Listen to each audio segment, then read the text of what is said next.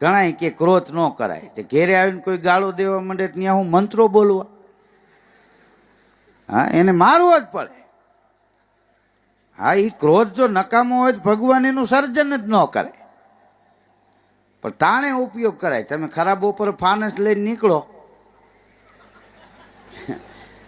Light હોય ને મીણબત્તી પેટાવીને બેહો, એ ન હાલે. તાણે એનો ઉપયોગ કરાય.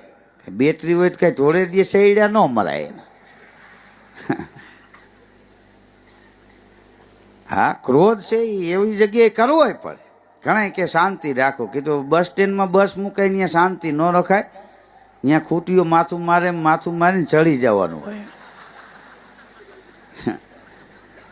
તમે જો બસમાં ડ્રાઈવર અને કંડક્ટર બેયમાં તફાવત કેટલો, કે બસ ડેપોમાંથી ઉપડે અને કંડક્ટરને ઊંઘ આવી જાય, બસમાં કોઈની ટિકિટ ન ફાટે, બાકી ડ્રાઈવરને ઊંઘ આવી જાય તો બધાયની ટિકિટ ફાટે, એની હોતે. હા, અમારે એક ભાઈ બસમાં રાજકોટ ચડ્યો તો રાજકોટની બહાર બસ નીકળી, કંડક્ટર ટિકિટ કાપતા કાપતા આવ્યા. બોલો ભાઈ, તો કે એક જુનાગઢ આપો. હા, જુનાગઢ નો જાય, બુદ્ધિ વિનાના પૂછા ઘાંસા વિના ચડી જાય બસમાં.